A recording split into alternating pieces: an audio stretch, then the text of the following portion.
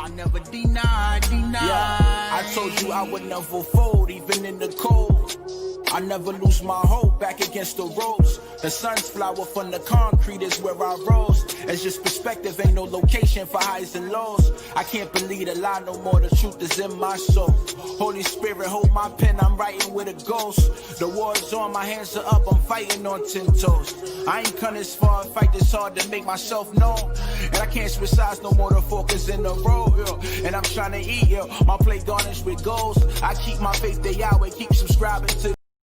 Morning for some of us, and afternoon for those of you down on the East Coast. Aikichi, Marie George, super to have you join us this morning. I wanted to run through something that somebody pointed out to me very kindly.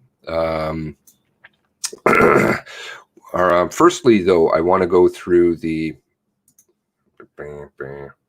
technophobe boomer. Right, something like this. I've got to update the link down below, but I will update it. The march tomorrow, very wonderful to see this. I really do hope that as many people down there can get out to this and show their support. This is being organized by Nick Beaton and Darcy Dobson, who is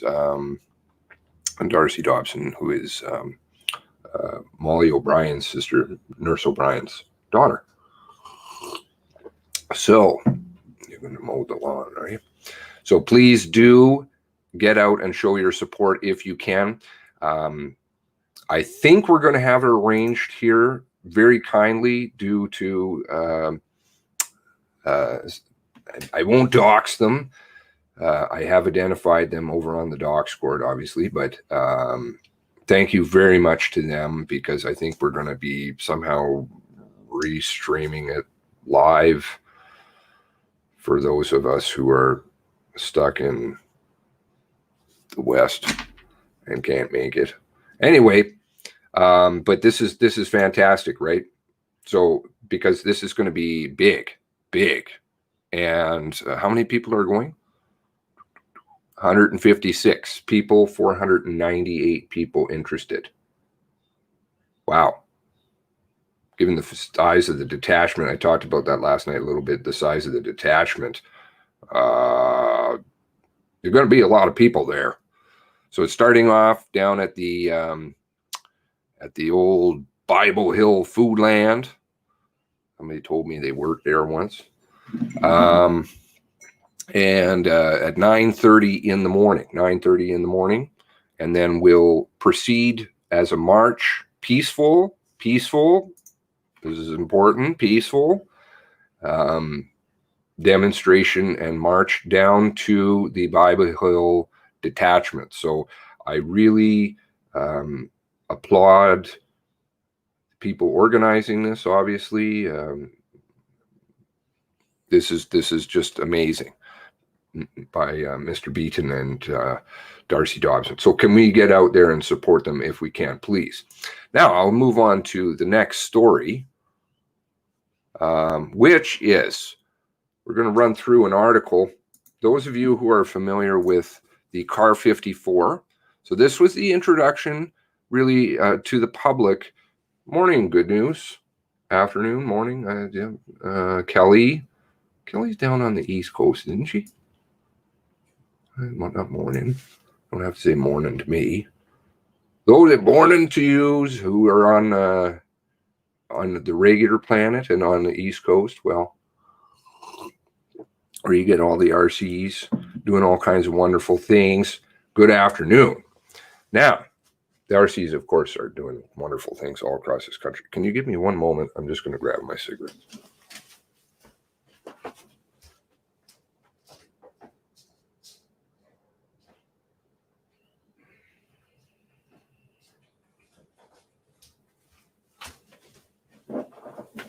Never come to a live stream without cigarettes. Never come to a gunfight without cigarettes. That's not a good thing. Anyway, so Central Canada. Okay, Central Canada.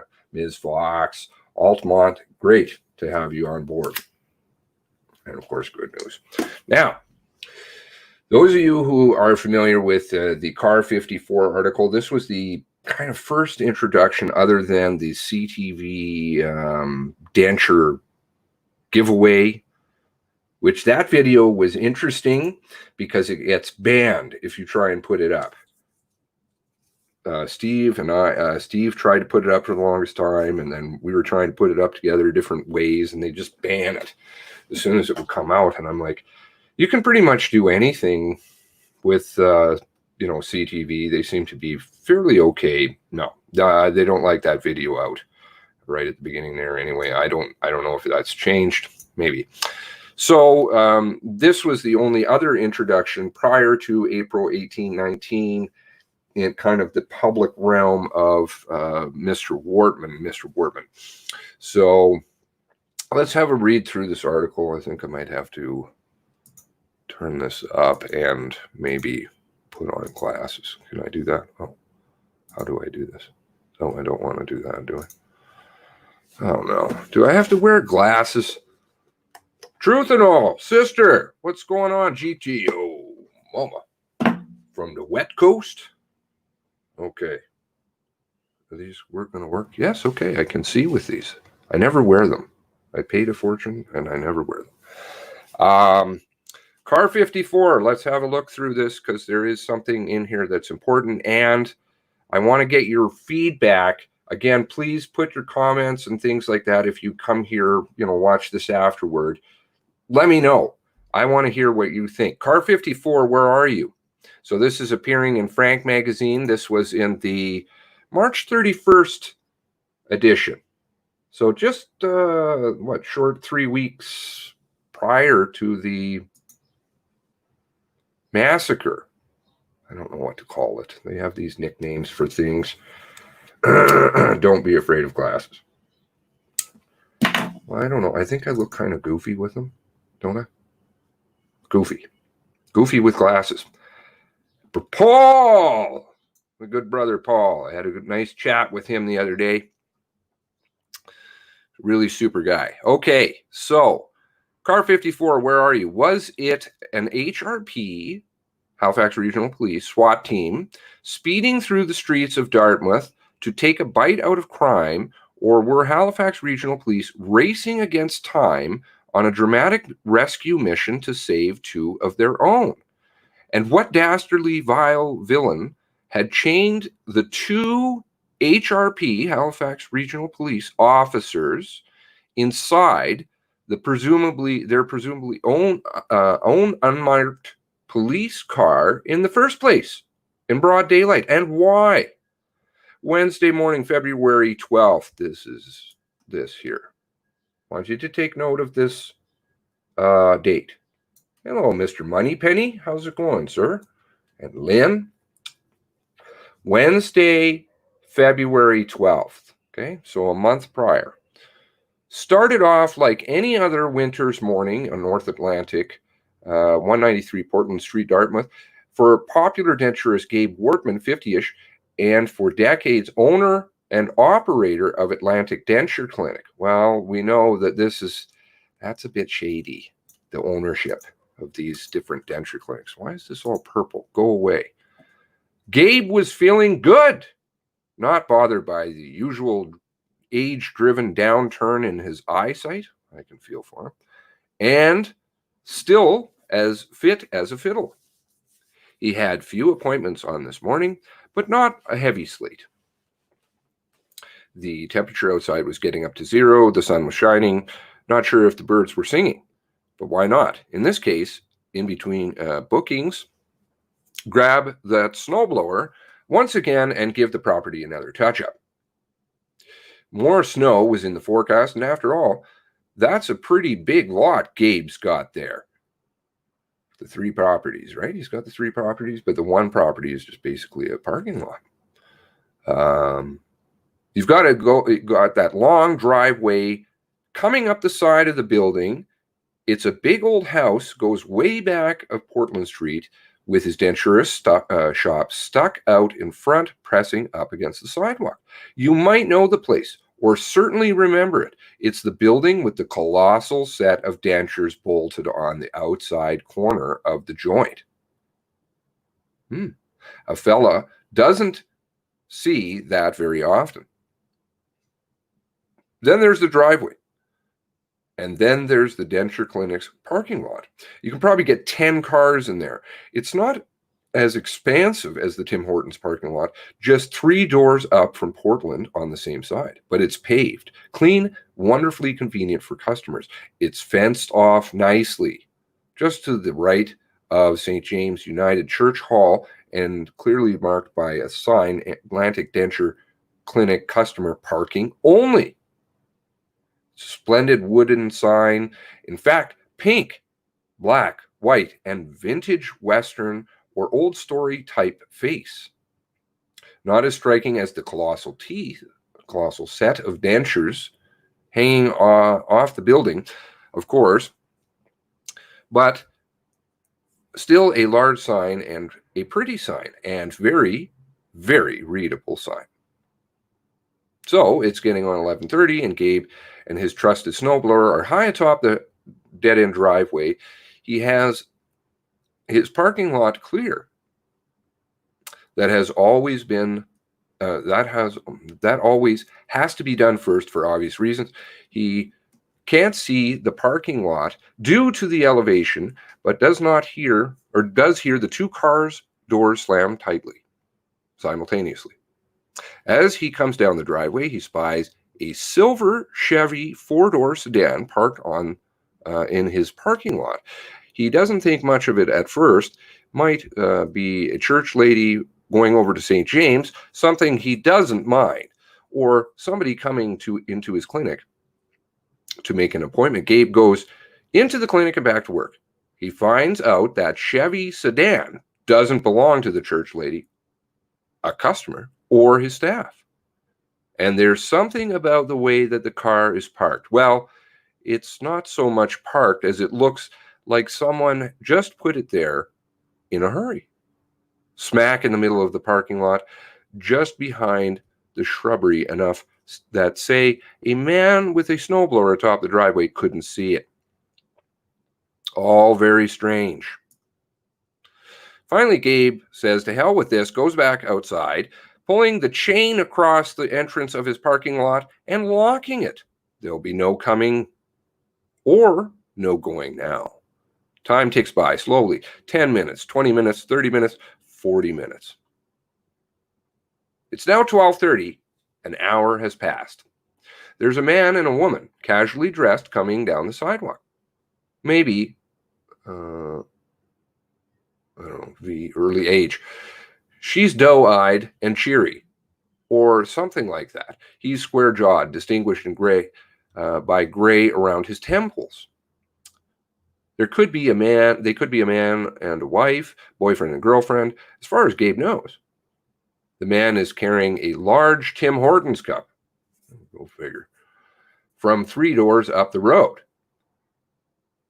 They are a bit put off that Gabe has chained them in the parking lot. The man asks, "Why did you not stop us when we drove in? We thought you were closed. Must have seen us drive in." Gabe tells the pair he didn't see them drive into his private property. The man is not impressed. He swings his coat open, serving something for Gabe to see. It's the Halifax Regional Police badge on his belt. The man is plainclothes Detective Constable Dwayne Stanley, and the lady in question is plainclothes Constable Tracy Longpre, both of Halifax Regional Police. Okay, so this is an article, by the way, that we went through obviously right at the beginning, but it's just interesting how this is coming together a little bit more. He is a homicide detective. She is in commercial crime, or so Gabe is told. Two different cops here. 2 different departments together. Not that he cares. He's got a client inside and just wants to get this episode over with. So Gabe says, "Give me $20 and I'll unlock the chain." Homicide Detective Stanley says, "No way. I'm not paying that at all." "You can't keep us here." "Sure can," says Gabe. "You're on my property," Constable Longpre says. "Very little." Detective Stanley tell Gabe he's phoning the station for a set of bolt cutters. It's getting chilly. I'm done talking to you, snaps Gabe. If you want me to have you charged with destruction of private property, I can do that. Gabe goes back to work. He looks over his shoulder. He sees Detective Stanley and Constable Longpree standing outside the car. Detective Stanley is on his cell phone. Gabe takes a second look from inside the clinic and sees both of them in the front seat of the car. Eventually, 2 marked Halifax Regional Police sports utility vehicles pull up. So now we have 5 Halifax Regional Police officers. This is getting expensive. This is a high burn rate for Halifax taxpayers. It's Constable C. Craig, Conrad, and Constable J. Walsh. They're joined no less by Staff Sergeant Tanya Chambers Spriggs. Conrad and Walsh are both at about $100,000 a year, Spriggs at $120,000, Stanley at about $115,000, and Longpree also cracking the $100,000 barrier. Jesus, these cops, they just make tons of money. High school education, this is where you go. Either Conrad or Walsh, whichever one is the bald guy, has a menacing look on his face as he orders and is carrying a large pair of bolt cutters as ordered by Detective Dwayne Stanley, who, by the way, is also a former Halifax Regional Police Criminal Investigation Division Ribfest champion. Isn't it interesting the way they write it, Frank? While Stanley and Longpree remain locked in the parking lot in their car, Conrad Walsh and Chambers Spriggs go inside the clinic and talk to Gabe. He gives them shit for not wiping their feet and for keeping their door open. Gabe does not want to heat all of Portland Street, for Pete's sake. He also realizes that this is a friendly visit. This friendly visit is beginning to attract some attention. There are rubberheads peeking out behind the curtains, rubbernecking. Motorists are going at a snail's pace. Folks are refusing to get on their metro bus. His elderly customer in the chair doesn't know what to think. Oh my word! Having a gaggle of police come into your workplace when you've been robbed is a good thing. Not so good when 5 show up uninvited at your business with bolt cutters. Never a good thing. One of the constables, Gabe, thinks the bald guy. The other guy sees humor in all of this and looks like he doesn't want to be there, threatens the business owner with obstruction of justice or some damn thing. Gabe is getting more and more pissed off. Finally, leave it to the level-headed woman to calm everybody down and diffuse the situation. Tanya Chambers Spriggs, Staff Sergeant since 2014, apologizes for the errant parking on behalf of Detective Dwayne Stanley, and Constable Longpree. She assures Gabe that it will never happen again. Please unlock the chain and set my 2 officers free. Grudgingly, Gabe agrees. But he tells Frank he never did get a satisfactory explanation as to why Detective Stanley and Constable Longpree parked in his lot and not the spacious Tim Hortons lot just 3 bloody doors up the road. Of course, it's not out of question to ponder that the pair were working on something highly sensitive that required added cover.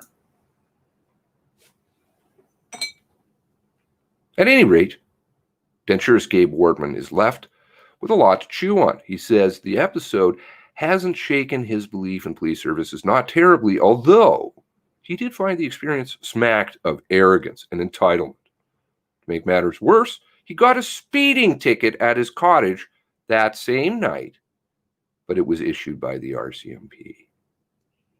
Stop press.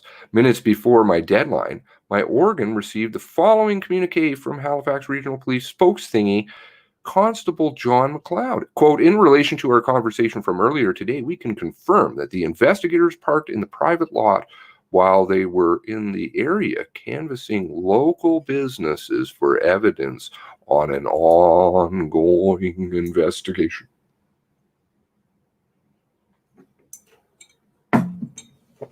So, I kind of missed the ticket part. Like, it's just there was a lot of data rolling, and there's always lots of data. But here's the ticket. The same day, he's getting a ticket. February 12th. $237 ticket, right? Most of us are aware of the ticket, but I don't know as many people have seen the ticket. $237.50 ticket for what? Did lawfully commit the offense of driving at a speed that exceeds the post limit or other maximum speed limit in the act by 1 to 15 kilometers inclusive, other than the temporary work area. Pardon? I said, pardon? There's no radar. There's just a ticket. Here you go. Here's a $237.50 ticket. Pretty hefty. I don't know about tickets down there. That's a pretty decent sized ticket. And you don't have a speed. And where's it taking place? Oh, that's right. It's taking place on Portapique Beach Road. Out of the Bible Hill Detachment. No less, of course. So this officer, I think, is worthy of looking into, Nicholas Andrew Dorrington, as are the other people in this article. I know we did do a bunch of investigating into the people in the article. However, we did not have the name of the person, and I'm not trying to dox them. This is not about that. It is what is going on here. So I had this initial thought, well, listen, Outlaw Clubhouse. I had this initial thought, and I kind of been going with it for a while. It evolves, it changes, it's a moving fluid target, right? As we all do. We're trying to figure it out, So I kind of came down to, well, this is a Mr. Big operation, possibly Mr. Wortman may be working out of New Brunswick, RCMP. And so I thought to myself, well, listen, why did he go off? Somebody just goes off for some reason, right? You have to have a reason to snap like this. I mean, this is far out, man. You got the femicide and you got the, psychopath and the COVID and how many reasons are they coming up with for this man's disgruntled, terrible behavior, psychopathic? Well, would it have something to do with this? Would it have something to do with February 12th? February 12th. So I thought, maybe he just got pissed off. He's possibly, again, these are just theorizing, right? Working out of New Brunswick detachment. And he's getting a ticket and he's getting, harassed in the parking lot. Who contacted Frank Magazine? Who contacted him? That would be Gabe Wardman. Very interesting. Obviously, he had the conviction prior for beating up the kid. Who beats up children? With, what was it, a crowbar? Crowbar, I believe it was. And his friend, 15-year-old kid, who was apparently waiting for the bus stop, but if you look at the actual street view, the bus stop's a little ways away. So, Not so sure. It was just, he was standing in front of the denture shop waiting for the bus. Might be something else was going on there. Again, I'm not being accusatory. I'm just making observations. So drugs has often been in part of this ongoing thing. A lot of drugs seems to have a problem with RCMP drugs. Lots of charges. Somebody sent me an article, quite a good article. I don't believe I have it handy. Sorry. Out of the Globe Mail about different people getting charged. I believe it was Steve, actually. His channels, everything, every links down below, right? For everything, tips, welcome, and totally confidential.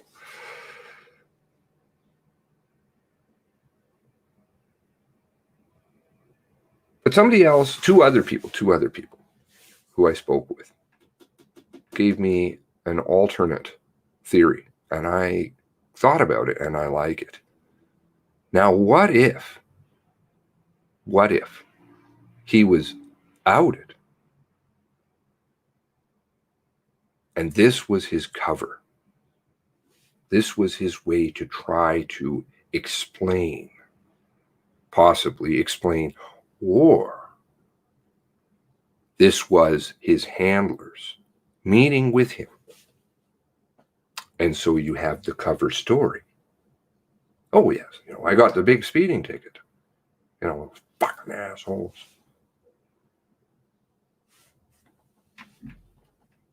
I'd like to know what you think, because the association with the police and Mr. Wortman, the uniform, the Halifax Regional Police uniform, some of this stuff doesn't get talked about. The Halifax Regional Police uniform, which Mr. Wortman had. That's not his uncle's, right? And the RCMP know who it is. Then you got the uniforms with the big puffy yellow jacket and all that bullshit. You got that. Real authentic ones. You got a car with radar guns in it. Communication equipment, which is encrypted. Fully working. Kage. Guns that are coming out of the US. And these associations with potentially bikers. Lots of money coming out of every hole. Shady companies. The one company, I like to look at the things they don't want to tell you about, or because that seems to be usually,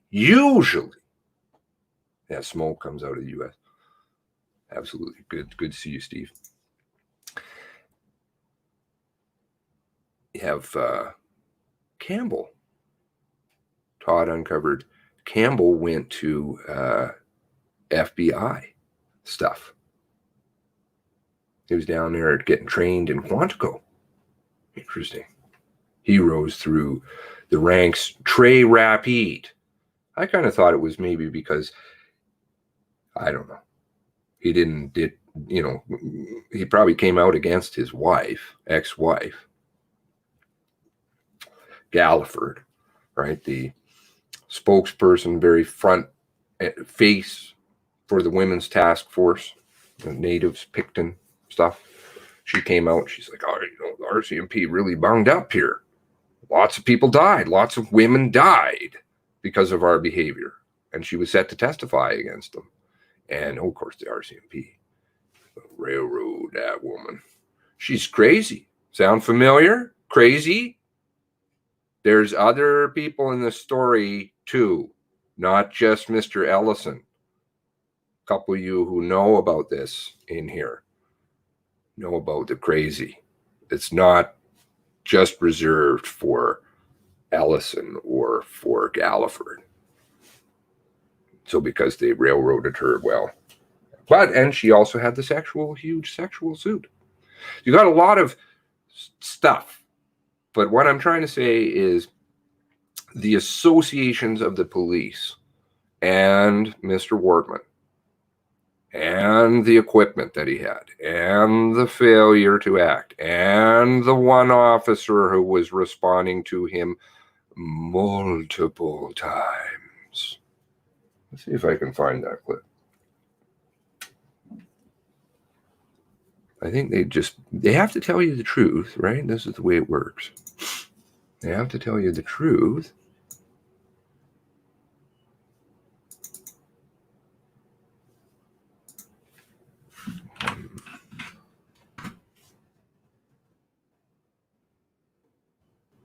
Okay. Not that one.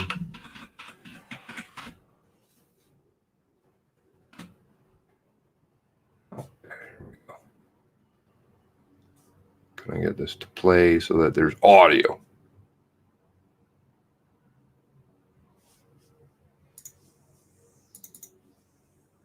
Another RCMP officer that we know had stopped into the gunman's residence on several occasions.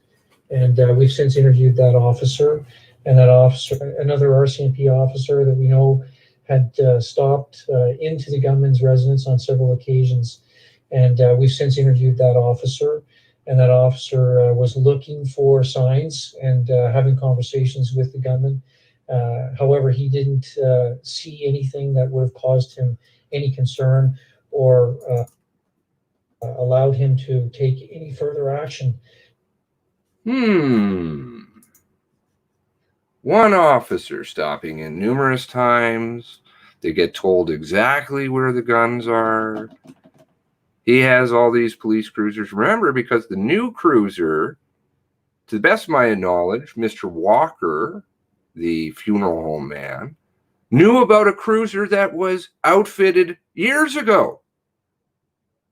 So that means he's had multiple fully decked out cruisers. How long was, quote, Mr. Griffin working at the decal shop? Major MS-13 Hells Angels criminal working at a decal shop. You got that kind of money, you don't work at the decal shop, you own the decal shop, and you have falsified papers. Just go on the record, get your pay. Just chart it up. Plus, it's much better to wash cash that way, because then you can say, well, I own the company, I'm making lots of money, blah, blah, blah. Who's the one officer? Mr. Campbell, FBI Quantico trained. Who's the one officer? Out of where is he out of? Lower Mainland. 2 promotions. 2 big promotions in what, 2-3 years? Went from inspector to superintendent. Wow, pretty impressive. Does it have to do something with Nicholas Andrew Darrington out of Bible Hill Detachment? Bible Hill Detachment seems to have a problem. You have Staff Sergeant Carroll, who was the man in charge that night on the ground, right? Over at the detachment, but he was the man in charge of Portapic incident. He retired 3 weeks ago. Coincidence? I say not. That stinks. You have a speeding ticket, which is given on a gravel road for a speed that isn't clocked.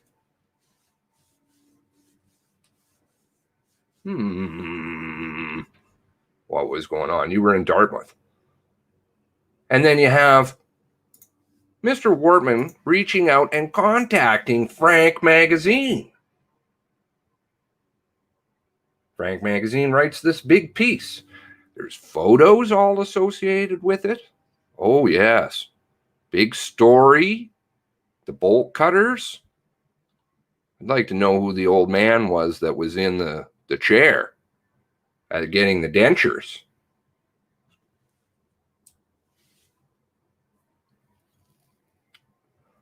I don't know anything about these people. You know, if you guys do, again, send Steve, myself, tips. Join us over on the Discord. Amazing. Got a big group of people here. It just keeps growing. What are we up to now? 318. I love to do my math. 210.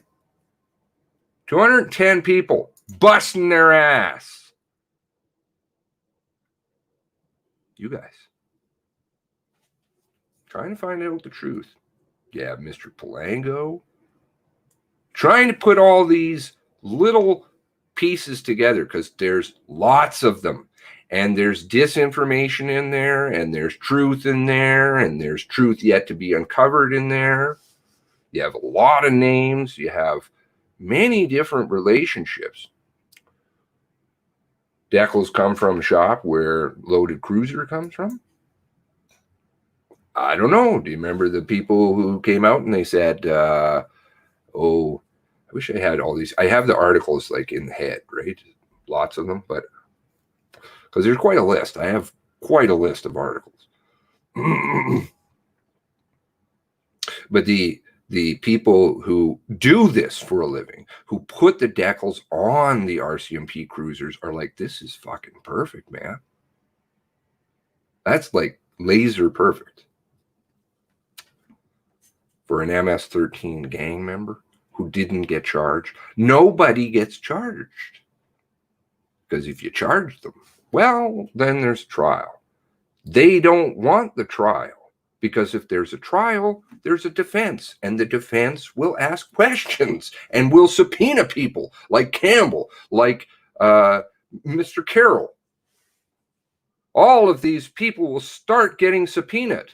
Maybe the people from the Frank Magazine. The officers. Maybe the speeding ticket officer.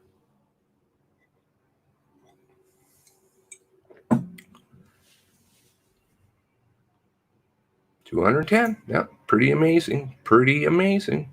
Saw some good jokes from Mr. Moneypenny today. Maybe they should work at Molly Maid, said he. Right? They do such a good job with cleanup. I said, well, you know, they do a good job with cleanup. But their kind of cleanup involves demolition, backhoes. They go a little overboard with their cleanup. Their cleanup, I'm beginning to learn at Enfield, was also a little rapid. The people, you know, who had the what is it? What do they call those orders? Why is that word? Why is that slipping my mind? The non-disclosure agreements, NDAs. Why? NDAs? Really? You have people coming out who are saying they're mental. People, plural. What's that about? So I think this is worthwhile looking into. 3 weeks before, you have Mr. Wortman contacting them. Did somebody have the date? Sorry, I don't have that off the top of my head. Yeah, the chimney, the guns behind the chimney. I don't have the date off the top of my head of when the money was taken out. Somebody got that handy, perchance? It would be great. Looks like we're talking about a time frame here, I think. Who was the cop who issued the ticket? So the cop who issued the ticket, his name is Can we blow this up? How do you do this? How do you get this bigger? I don't know. Dorrington. Nicholas Andrew Dorrington. I know Steve looked into him a little bit last night, but you've got all these different search engines and everybody finds different things. So maybe we can find something on Mr. Dorrington. I'm not saying let's go and, do crazy things. What is Mr. Dorrington's role? Does he have drug affiliations like Howard Chuck, the warrant person who does undercover work on biker gangs? There's a lot of elements that keep ringing in and out. You have a warrant person who does undercover work with drugs and biker gangs. And then she's swearing out warrants. She's been swearing out warrants for a while and is also Nova Scotia's top cop. Named top cop. Let's see, do we have the year, the time? Sorry. Deckel's story is like to escape through the field story. The escape through the field story is fucking utter bunk. Bunk. Just, many of these things just been saying repetitively over and over and over, but it's coming together. And it's you guys all putting those pieces. We need to be able to do that because they're not going to do it. They will not do it. I have found some interesting ties somebody mentioned yesterday. I haven't looked into those about the warrants, possible justice overseeing that. I've always had a problem with Bagan getting the boot. Why did Bagan have to leave the case? I mean, he was the guy who was pushing really heavy to get the warrants out. No, he's got to go. Now we have Halfpenny Macquarie.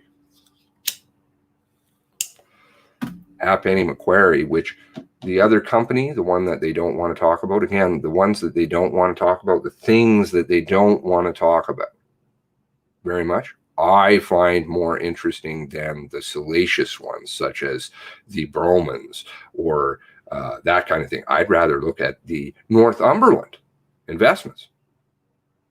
Northumberland, who the company appears to have Macquarie's. Is it coincidence? Is it the same company? Northumberland Investments Limited. Title search on it through the Joint Stock Exchange in Nova Scotia reveals that it has, where is it? Sorry, New Brunswick. It's based out of New Brunswick. Has Macquarie's on it. Is it the same company? I don't know. Are they related to the judge? I don't know. Does it have something to do with the surveillance photos taken across the street from the pharmacy, Macquarie Pharmacy? I don't know. Just saying. Good to get these facts out here. Can't threaten us. RCMP, no. And that's the power that they hold. These sticks, like the lab for the small police departments in Nova Scotia, they say to the Truro Police Department and Amherst Police Department, I don't know if that also applies to Halifax, about whether, this we won't give you any lab services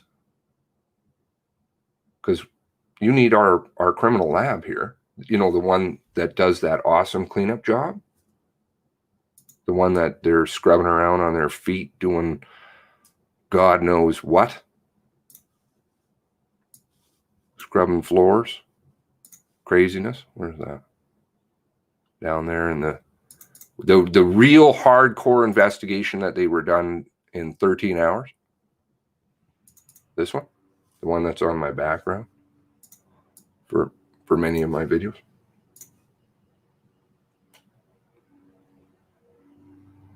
This is the lab, right? This is the lab that you're looking at. Right. Scrubbing around looking for something very intently in that embankment. Why? This story is really, really big, guys. Really big. But they're afraid. They're afraid. And they can't do things to you, because if they do things to you, that means you will have a defense attorney. If you have a defense attorney, you get to subpoena all kinds of people. And if they want to come after you,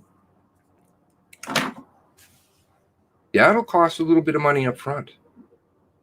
You're going to get probably a shit pile of answers, but because they're not going to. That's the thing. But then you know what you do? You turn around, just like the civil suits should be, I don't know if they are, should be naming things like the RCMP pension fund. Hit them where it hurts. That will make the ones who are really good in there, of which there are many, ones that went in to save those kids and are like, you, man, we're going in. We don't leave people in danger. We don't care about the fake, fraudulent stuff saying, well, you know, we'll get penalized with the $550,000. They don't care. It's coming from the same pocket, the government. Who cares? They don't care. They're getting the money from the government anyway. Do you think if they get a $550,000 fine, that's really terrible? No, it's not. There's no skin off their teeth. Pension fund. Ooh, that's a little different. Then the good ones will come forward. Did we get a date yet on the Fintria withdrawal, which nobody can do out of the Brinks?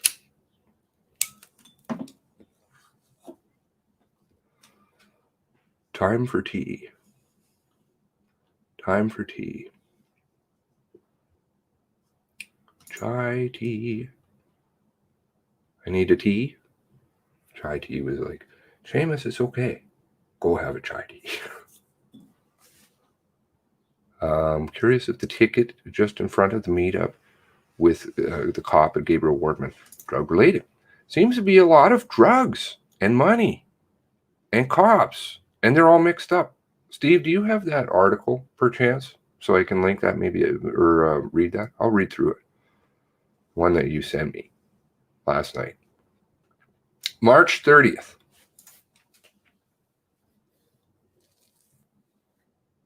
So do you think the cover was getting blown? Was starting to blow up? Because the two people that passed that by me independently,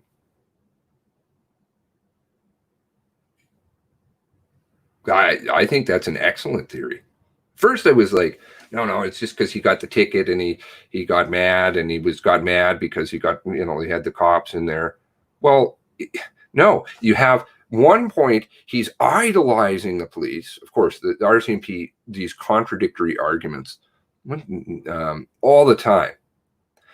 No confidential informants used to get the warrants, but we need to suppress the warrants because we might reveal confidential informants. No, you can't have them and not have them. Sorry, doesn't work. Right? These contradictory arguments that they have all the time. Oh, it's COVID. He's afraid of the COVID, yet he's entering into business deals. And you have actual proof of that. Business deals. Another thing I was thinking about was the phone. So she had an Apple phone. He destroyed that. He had no phone. The phone, if it was destroyed, more than likely would have got incinerated in the fire. I don't know if that's phosphorus grenades, but I think, again, you got to be careful of the smurfing going on. But the phone was destroyed. Okay, so the phone is destroyed. So whose phone is that the RCMP have in their evidence locker? The Samsung black phone. Did Did Joey Weber have a black Samsung phone? Was this a burner phone that he was using for secret communications between the RCMP and himself?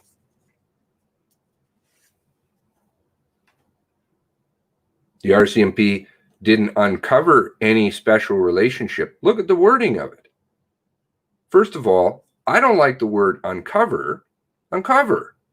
If you knew about it beforehand, you didn't uncover it. Right?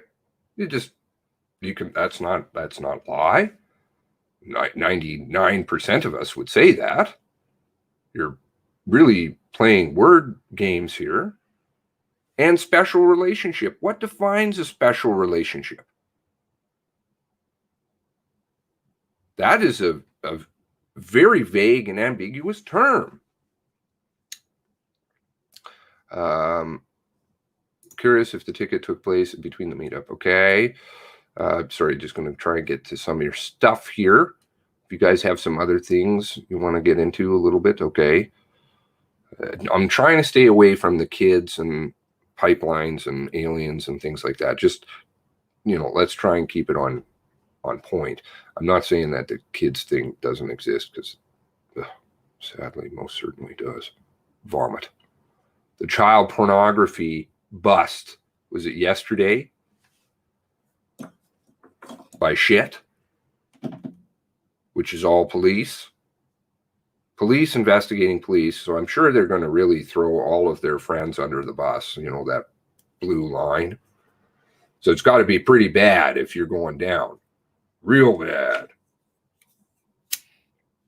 Told you about that story here in Calgary about the police officer who was stalking that mentally woman who tried to kill herself and who was a victim of child trafficking and trafficking all her life, prostituted, etc. Very tragic story. Tried to kill herself, and the officer who responded was trying to pick her up. And not only did try to pick her up, he did. He was sending her all these messages on the phone. All he was there to do was to give the information about, here's where you can go if you need some special services, mental services, whatever, women's shelter, whatever. No. He takes her out for ice cream, and he finds out. Somehow the police have responded to her residence because the nurses at the hospital were like, what the fuck? So he's like, drops her off around the corner, and he's like, shh, don't tell anybody. Gross, man. Gross. The prevalence of criminals within these police departments seems exorbitantly high. I don't understand why we have child porn, child trafficking, dope being stolen, 10 kilos of coke being sold out the back door by the head of the RCMP detachment there, who has some more ties, I think, to this story than just that. Other than, just an independent story, it's salacious. A lot of info missing on that ticket makes me think the police officer was quite far away where he's supposed to be patrolling. How many people are radaring on a gravel road, like a dead end gravel road? He's in his white Taurus 2013. Sorry if you wanted some of the details here. I don't know. GMK 905. I'm not sure if that was the plate of the one that was at the denture clinic. We got the shot of the plate, and somebody told me that car was towed away, right? We saw the flatbed go in, yet it magically reappeared, possibly. A couple nights later, two people, one in a gray sedan, and the person was heavily disguised, backed the car into the garage in the back. Because there was some stuff also getting dropped off there, apparently. David Lamenti is openly practicing corruption, meddling with the justice system. Lots of Macquaries in Nova Scotia government. Seems like a very powerful family. Pharmacies as well. Yeah. The pharmacy from, I think, is it Roops? No, the one in Brookfield? Across the street is a Macquarie pharmacy. The surveillance photo. I believe there might be one other one. So this is, it's interesting, but I don't know as it has necessarily played. Todd's great. We have to have humor. Good humor, Be able to laugh at these people too. The evil shit at the top, right? That's what we're going after. It's not the great police officers who do their job and who are shamed by this organization or other police forces in this country or governments or whatever. Governments are all corrupt anyway. They're all in this together. All of it. RCMP is a federal unit. You have McNeil, who's got relatives in the RCMP. You have Furry, who is former RCMP. Probably good buddies with his friends over there in the shit. Got the name of the shit people yesterday. That was an interesting uncovery. How do you want to say that? Where's that? No, I had it. What is this thing? Hide. Go away. Where was that? Here we go. Again, I'm not saying any of this information to dox these people, but what is their relationship? Are they on our team or are they playing for the wrong team?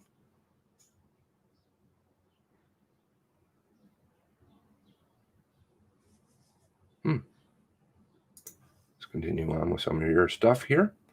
Trudeau's excuse this time. We collect police jobs.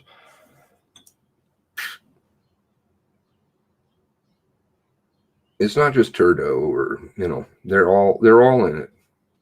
All. Got to go up higher on the food chain, but that's for another day. Ooh, that's for another day. On your knees, boys. Search, cover up. There you go. Thanks, Joe. You sent me some nice stuff. I appreciate that very much. Lots of people doing great work. Ms. Fox, let's see here. Hello, Ms. Fox, who disagrees with me, but still likes to watch. But she's doing good work. Well, the cops are searching burnt grass. Campbell dropped his earring. Be nice to know. Some serious hackers. Yeah. Well, I mean, I won't get into that story. That's for another day. Much bigger story.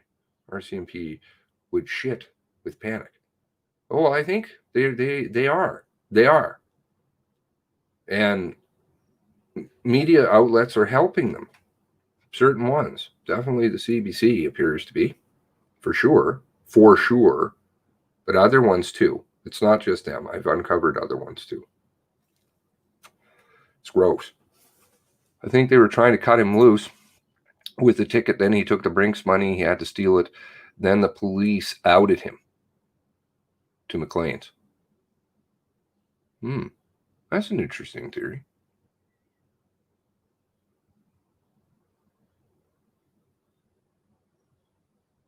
I'm still looking for the motive. Why would a person be this angry? Because, forgetting the person's name, and I think that's okay to talk about, but let's just say somebody in this story who should have a very big bone to pick with Mr. Wortman said nobody's afraid of him, and he was not aware, and he lived in Portapique, was not aware of Mr. Wortman and his beatings and whatever else. I'm glad, though, the femicide people, that there's something funny with all of that. Doesn't sit right with me. Not because I'm a misogynist or any of this kind of stuff. It doesn't sit right with me. The revelation of Beau's stuff, the video, the pictures which were supplied, and Mr. Jowdry all came out roughly in the same time. Beau came out a little bit earlier in the Halifax Examiner, but she didn't come out to them. It was via some feminist women's rights slavery group, which does UN work. 2 women, privately owned. Very odd way. But you had 3 things come out roughly in the same time and get piped. What did they all say? Oh, well, he had the car. Don't worry about it. Yes, the girlfriend was here the whole time. I know because I saw her. And he's, and he's terrified and all these other things. No. Anybody who I've heard from people who actually know that individual, and they say, no, that person wouldn't be afraid of shit. And he's got guns. He's got all kinds of stuff. He's not afraid. But his, revelation a month later, I'm coming out, I'm going to tell you where the girlfriend was. She was with me. The supplied photos. Look at the photos. Underneath it says supplied. Who supplied them? A month later. Is it the contractor? I don't think so. The contractor did say the guns were behind. That was the person who reported it, I believe. So it wasn't him. And the photo is very conveniently, all these frames of how things fit. I was mentioning that today in the docs court. I do anyway. I don't mean to be repetitive. Repeater. But the photo at the Roops, I believe it's Roops, right? How conveniently it's placed. You guys were talking about how there's so many cameras at that service station. Of course there are, right? We don't have video, which they could furnish. No, they give you still photos, and they give you still photos that just show a door panel with an RCMP logo, but then you have everything blocked out by signs.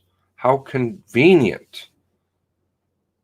In fact, I believe, I know that there's differing opinions on this, but and I'm just from here, but I also have that from people down there, that the car is turning. If you had the car going straight, you'd probably have a bit more information. It's turning on to, what is it, the 14 or 114 or something like that, rather than going straight on the 2. No time, no date, but you have conveniently framed, just like the quote supplied photos. You have the lots of things blocking different things out. Another interesting point, I go through a whole bunch of them, but another interesting point is the number of stripes on the bumper of the car. Doesn't seem to, the alternating blue and white stripes, reflective strip. Mr. Wortman's car, the Wortman car, has more stripes, the one in the video, more stripes than regular RCMP vehicles do. They regularly have 4, is that correct? And his car had, in the cigar video, has 6. Just another little tidbit. Met once a guy who not allowed computers because he used to dumpster dive the RCMP station in BC and get information on undercover operations and post them online. Hoy, that would be, I'm sure he would make friends, good friends. Maybe he could go work at the shit. Dumpster diving for truth. Look at what we have to do. Literally, dumpster dive.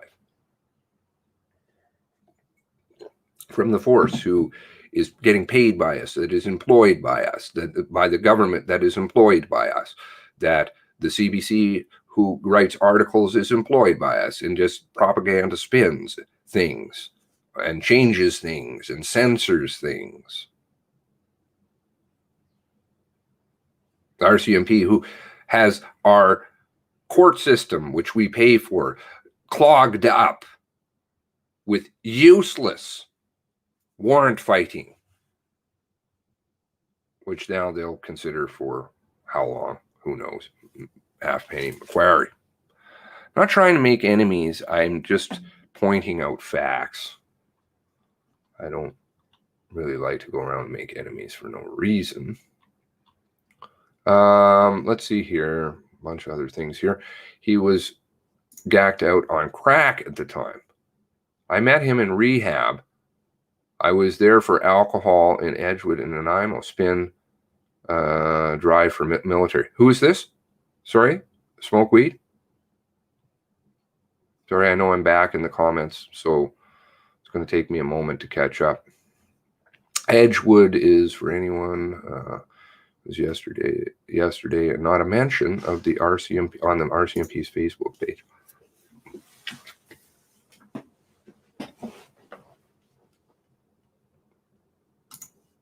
Whose phone was it? No phone. Nobody has phones, apparently, but they have a phone. Huh? Huh? He has uniforms. He has badges. He has cars. The companies, I Todd, I still haven't heard back from you. I hope to talk with you at some point.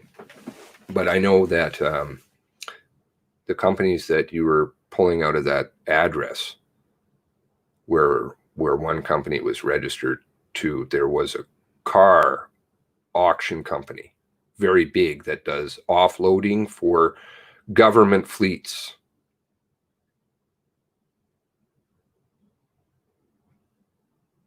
I don't know if you want to look at that one. Officer with the ticket's errors can be easily detected. Who gives out a ticket? Who gives out a ticket with no speed? Who gives out a ticket with no speed on a dead-end gravel road? This is ridiculous. Nicholas Andrew Dorrington, 2 R's, out of Bible Hill. Also, LB worked at the clinic. They could have both been on the payroll.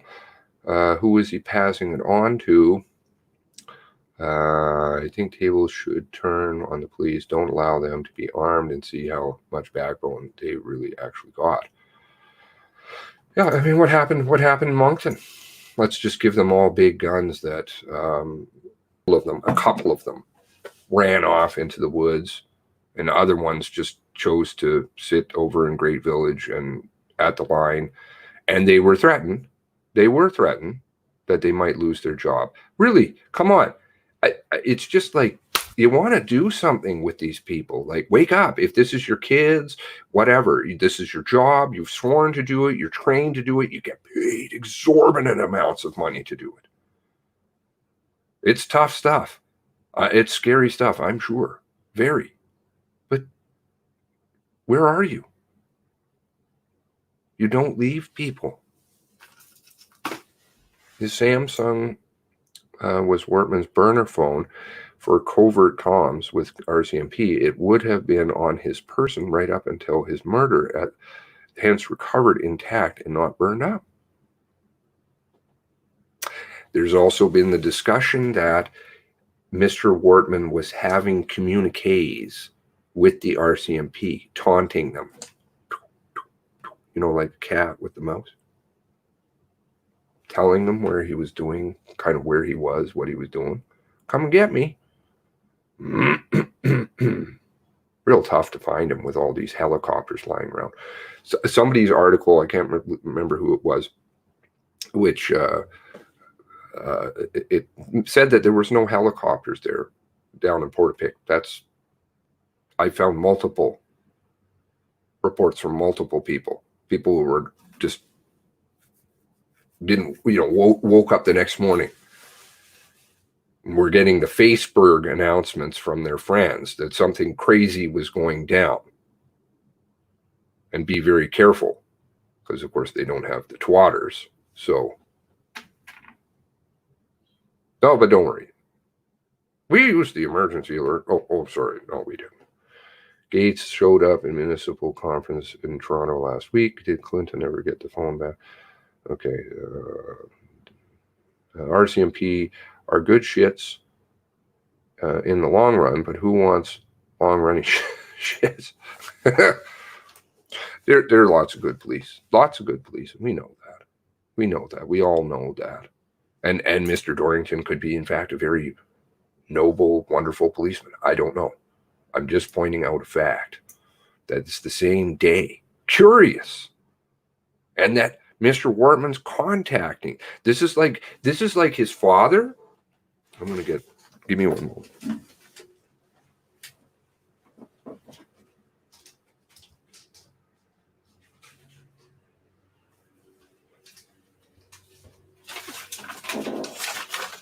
Never have enough cigarettes.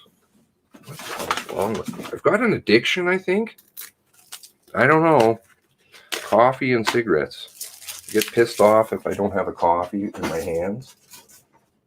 I got in the car yesterday and I was like, oh, I don't have my coffee. My girlfriend's like, well, you'll survive half an hour. I'm like, no, I don't think so.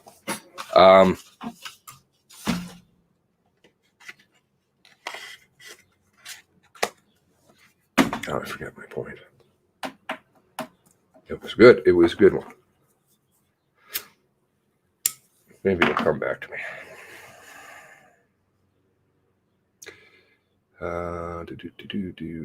The helicopters. Helicopters were down there because people heard them flying around.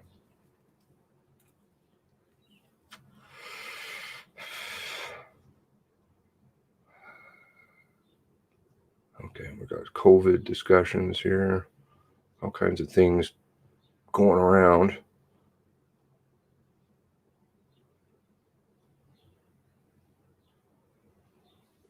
Let's see if we can find the child porn article. I guess we'll probably look at that one too. Child porn. RCMP. Oh, just pops right up, of course. Foul. And this is the shit. So, of course, you know they're not going to probably want to charge him. Right? RCMP, Nova Scotia RCMP officer facing 6 charges related to child porn. Foul. Just disgusting. Disgusting. Does this logo have any pride left to it at all? Could be a doormat. It's very sad. Halifax, an RCMP officer in Nova Scotia is facing charges of possession and distribution of child porn. Felix Cashillon. All right? Judge, former judge. Director of Nova Scotia Serious Incidents Response Team, the shit, said today Constable Jeffrey Hirsch is facing 1 count of possession, 5 counts of distribution of child porn. Hirsch will appear in Bridgewater Provincial Court August 12th. He is a member of the RCMP's Southwest Nova Scotia District. The RCMP were initially conducting investigation in relation to child pornography and contacted the shit. March 3rd, SHIT, an agency which investigates all serious incidents response involving police and is police involving Nova Scotia, started its police probe into its friends March 11th and said it will have it when additional information became available. And there you go. That's the rundown. Don't worry about it. Nothing to see here. Just this logo and child porn now, which is not new. That's not a new one, but sad. Do you have that article, Steve? Whoops. How can we help you? You can help me by quit monitoring me. Thanks, RCMP, with your Project Wide Awake 2.0, which you delete the contract. This is like classic. This is how sneaky and disgusting they are. What is it? Project Wide Awake. I've spoken about that before, but of course, I go on and on and on. Project Wide Awake, RCMP, CBC. Let's see. Can we get the new one? The new one. RCMP, Nova Scotia shooting. Nova Scotia shooting. Not that Project Wide Awake wasn't bad enough before. There we go. This article? Okay. I believe I archived it. I hope I did. Now, RCMP looks to increase its digital data surveillance. But if you go down here, and then here's the contract tender, says the RCMP in a contract tender. Submit it. This thing is disgusting, by the way. I'm not going to run through it, those of you, because it's repetitive, really repetitive. I'm sure you've heard me talk about it a few times, but it's scary shit, man. Scary shit. Scary. So you've got the hyperlink here. Let's go to the hyperlink. This is the RCMP saying it. What are they saying about their contract? Oh, sorry. Sorry, there's nothing to find here. No, nothing to see. Don't worry. Eh? Coast water.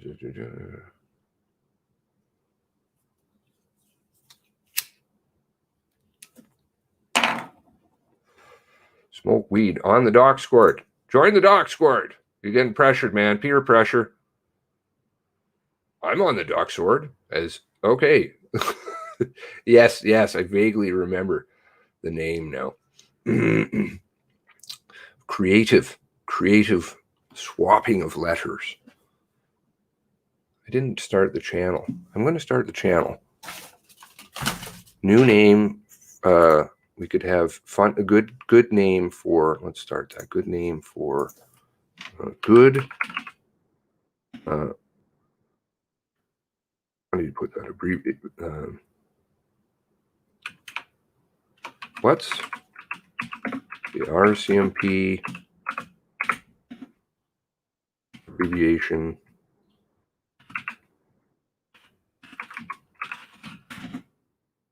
stand for?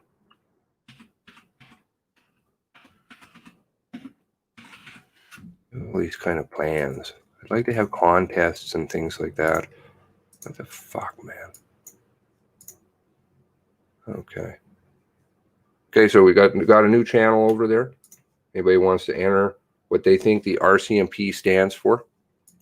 Go ahead and dump some good ideas in there. Give me some humor to work with.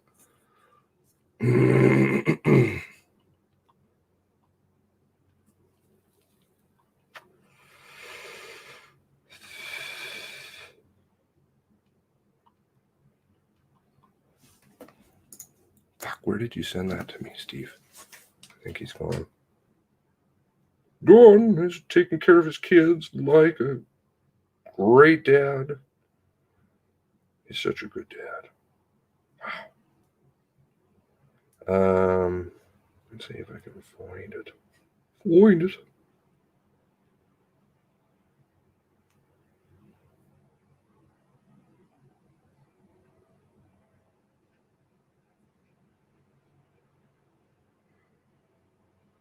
National Paid Pushers RCMP. Let's try that.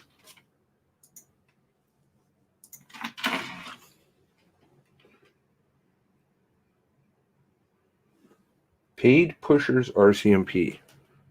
Paid Pushers RCMP. This was an interesting article. I love people sending me, Steve, everybody sending me great articles. Globe and Mail. Globe and Mail. Let's see if we get a hit. Paid Pushers. Here we go.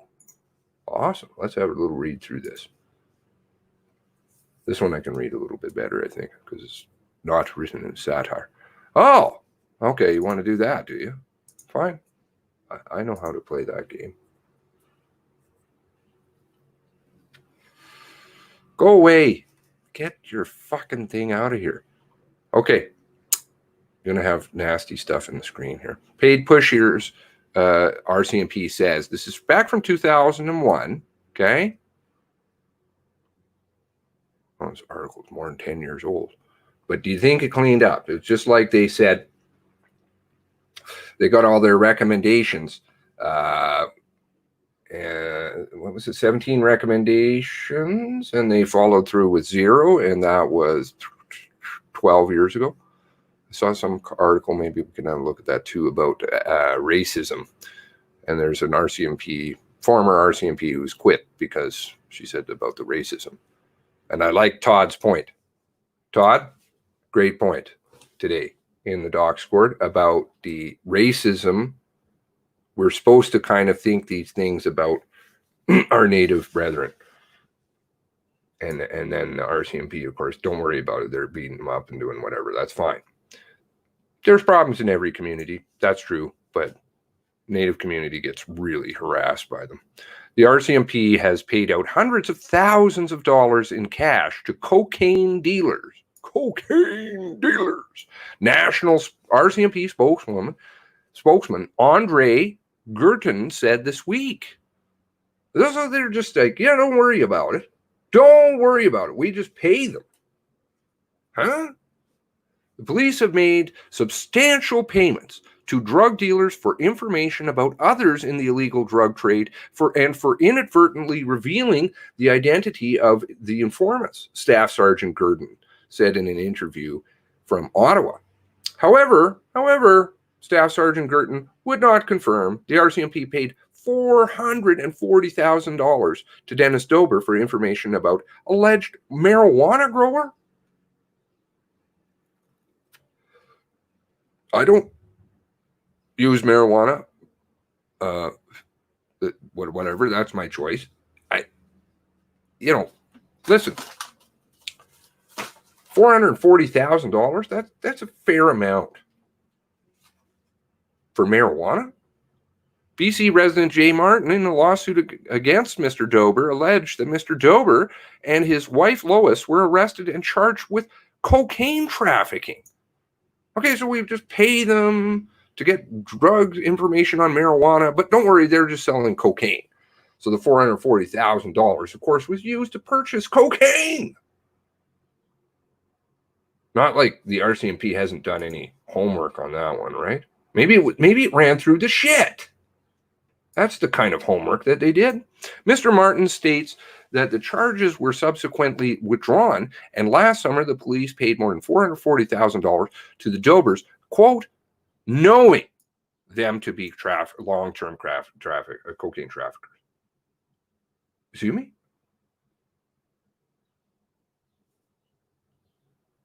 The allegations, which were outlined in a statement of claim filed in BC Supreme Court, have not been proved in court. Neither Mr. Dober nor Ms. Dober have replied to the allegations. Mr. Martin and his girlfriend Shelley Tessier launched a lawsuit against Mr. and Mrs. Dober, Ms. Dober, last month, alleged that Mr. Dober introduced Mr. Martin to a highly addictive drug, knowing that the very serious personal harm that could come from selling cocaine. They also alleged that Mr. Dober knew Mr. Martin addicted and, quote, could not exercise free will in regard to cocaine consumption choices. They also stated that the cocaine dealers had, quote, a duty of care to the customers, their customers, and were negligent in respect to that duty. They're also seeking $950,000 in damages from Mr. and Mrs. Dober. Although Mr. Martin mentions the RCMP payment in the allegations, he is not suing the police force. Why not? Don't sue the police force. Sue their pension. Let's get their pension. Hit them where it hurts. They'll clean it up real quick as soon as you start taking money away from them, because it's free money. This is pork trough money. There's, we can just have tons of it. Don't worry about it. We can pay that out, no problem. You know, it's $550,000 settlements, $440,000 here. I know there's a whole bunch of these I've read before. However, he dismissed the suggestion that the police should not be giving money to cocaine dealers. Quote, when seeking information on other drug traffickers, we usually do not find it in church pews, he said. Quote, we have to deal with people who work and operate in that milieu. No, in that shit, right?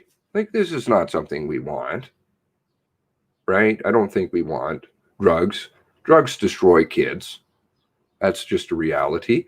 Drugs are being pushed on us to try and tune us out of the reality of our worlds because we are falling apart. Nobody wants to see that. They'd rather get drunk and high. But this fucking game that they play, the war on drugs game, it's just a joke because they're all playing for the same team.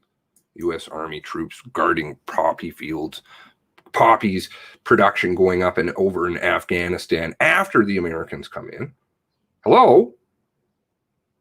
Oh yeah, it's a great job. We guard those fields. We make sure that they have the fucking the opium and have more heroin on the streets. That's great. No. Stay. You should go to the church pews, I think, possibly. Spend a little time there. Get a little conscience. Have a little talk with God. Staff Sergeant Girton also said that, quote, from time to time, the RCMP have inadvertently disclosed information about a source that jeopardized the safety of the informant or his or her family. Oh, sorry about that. We'll also jeopardize your life. We're in bed with cocaine dealers. We're somehow related to mass murder in some capacity. Definitely did not do anything really to stop it that they could have. On those occasions, the RCMP made payments to compensate for their mistake and provide some protection to the informant and their family, he said. It's unfortunate, but it happens. It looks like I can see the look. I can see the look in my head. I can visualize it. I can see certain RCMP people talking here. One of them is Leather. Leather saying, "Oh, we used the Amber Alert, didn't we?" No, we didn't use it.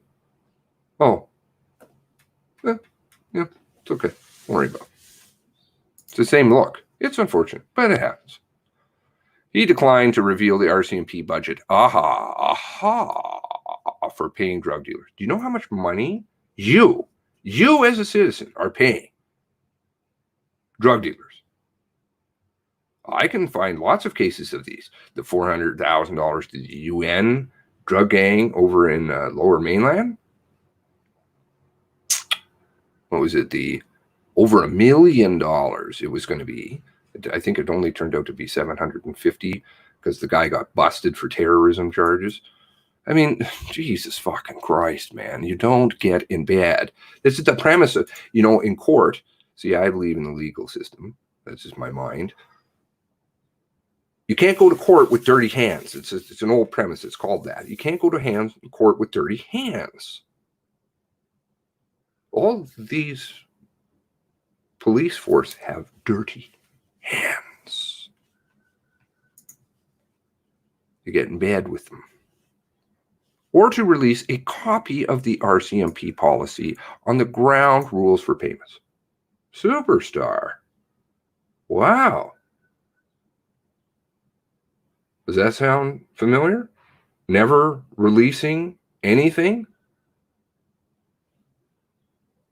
That's what, if somebody comes up with a great name here for this, for the RCMP that has something to do with, okay, we've got rape, call, manipulation professionals, rarely captures malicious persons, rightly cowardly motherfucking pigs. Okay, well, I don't want to be too rude. We do have to know that there is very good police officers, right? But it still doesn't negate the fact that there are terrible ones. And that discussion needs to continue. Last fall, the Vancouver Sun reported RCMP paid more than $400,000 to an informant whose identity was accidentally disclosed in court documents. But, you know, those same court documents are the kinds that Macquarie doesn't want to tell you how many times Chad Morrison was shot. Because that's jeopardizing an ongoing investigation. Or whatever fucking reasoning they have. It's for the, it might disclose a confidential informant, which we didn't use any confidential informants, right? I mean, if I was David Coles, I think his name is David Coles, the lawyer who is supposedly fighting, I believe he is. I don't necessarily know how much the media necessarily wants, really truly wants those warrants to come out, CBC, right? Just like they didn't want to publish the lengthy interview or anything, or suppress Clinton Ellison's statement.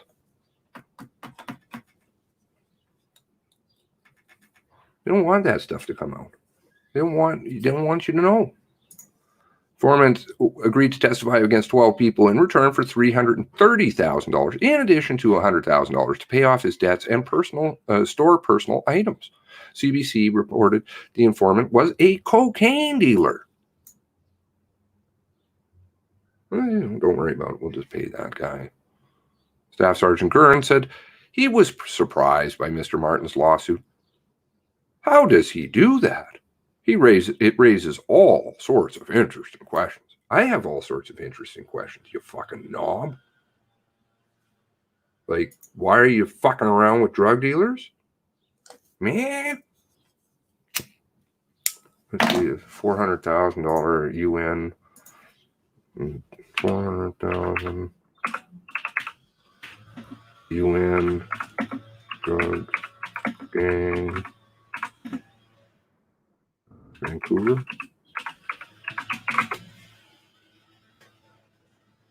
$400,000 paid informant. There's lots of these. I mean, I shouldn't even worry about it. Please screw up nets for $400,000 coke deal. Ex-UN gangster worked 20. Here we go. There's one. Ex-UN gangster worked 20 days for $400,000 in deal with Mounties. It's disgusting, this stuff, man. Disgusting. To get $400,000 from police, an ex-UN United Nations gangster, it's the same thing. They are a gang on both sides. Was only required to send encrypted messages to his former leader and arrange 2 meetings with a second criminal to try and get incriminating information. That was what I was remembering. I just slipped through my head again. Details of the police agent deals between RCMP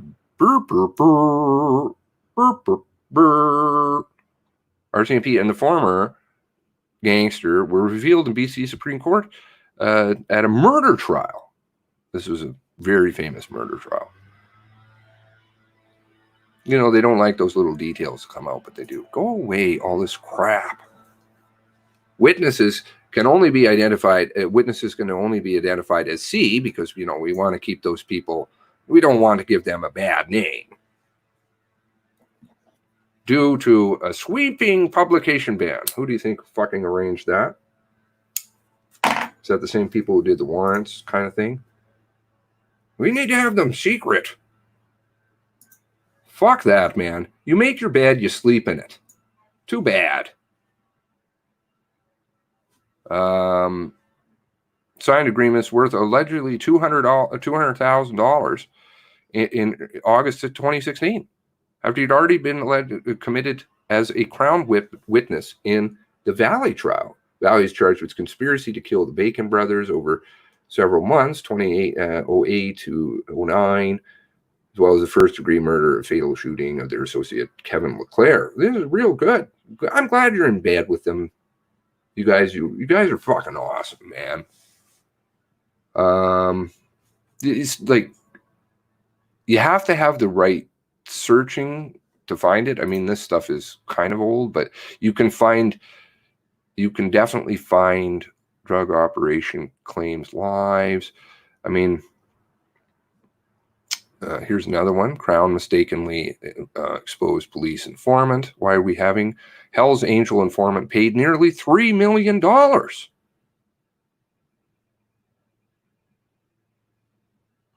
Is this the guy out of Winnipeg? Sherbrooke. No. There was the guy over in Winnipeg too. Pete.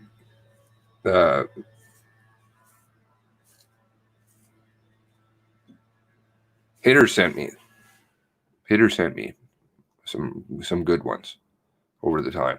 There's tons of this shit. $3 million. No wonder they don't want to disclose their budget. Do you know how big it is in terms of paying criminals money? Your money. Your kids' money. Your kids' money. Because they're the ones that are going to pick up the tab. And don't believe those bullshit articles that they're showing about everywhere where they're saying, don't worry about it. We can just go in debt as much as possible. It's fine. You never have to pay. Those are floating all over the place. No. Think about your credit card. You have to pay. When you die, somebody gets shafted with that bill.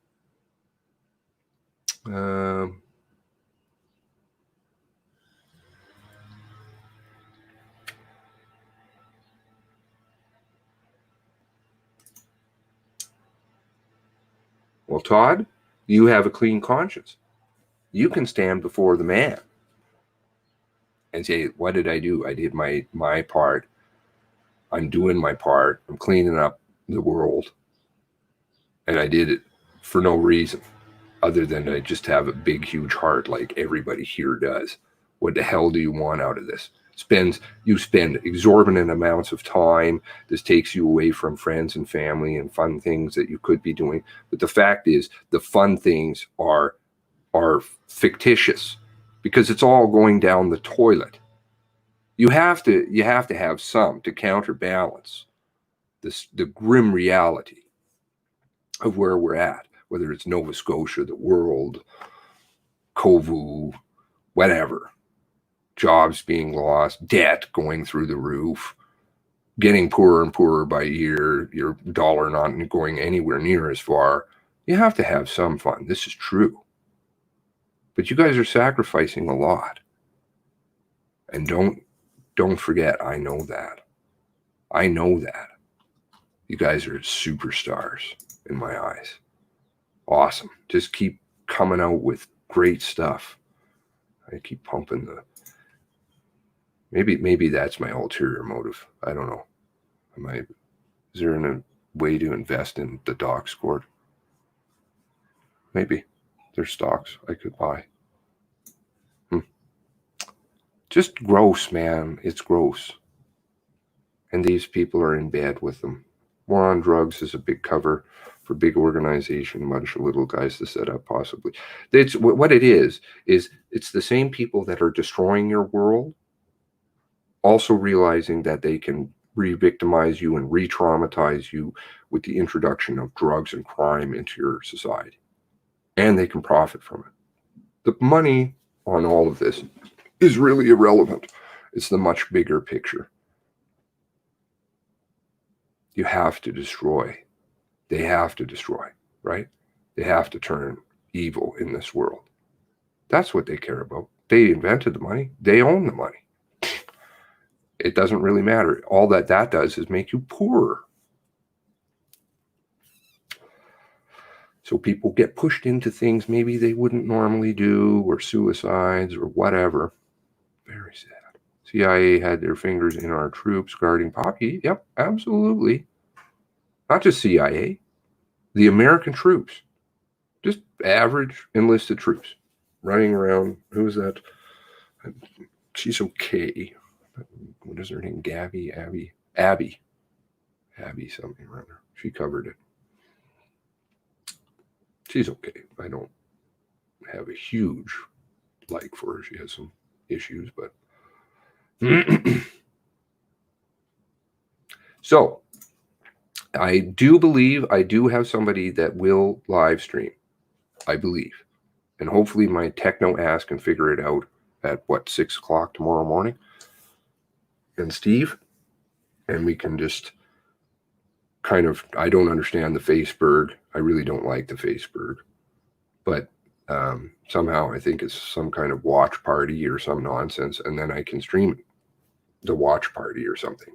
So somebody did come forward, but in the event that fails, you know, having a couple of backups would be good, because it would really suck something to get on at 6 o'clock in the morning. And because I know that there's going to be a bunch of you that are going to come out just because you can't make it, but your heart and your soul and your spirit and your prayers have been with these people this entire time.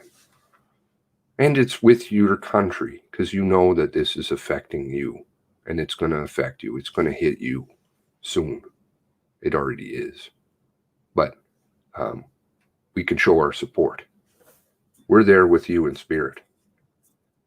There's 137 people on the ground, right? Let's say we get a couple hundred in here. Wow. Or more. Ooh. Got to get this out. Keep getting it out. Bigger and bigger and bigger. And it doesn't die. So anybody who wants to contact me and let me know, I'm sure there will be people recording it. I can't go. I just feel so bad. I wish I could. I should be there. Listen, you know, we all have lives. It's understandable. You're there in spirit. I grew up in Sackville. Learned how to box. Even tougher, went through Bob Egger's boxing school. Yeah. Well, I kind of digressed into a few other issues, which probably didn't help. But I met Hell's Angel Nomad chapter president before he was shot while riding his motorcycle. He lived. He was tough. He was an Olympic boxer. He goes by the name Crazy. Well,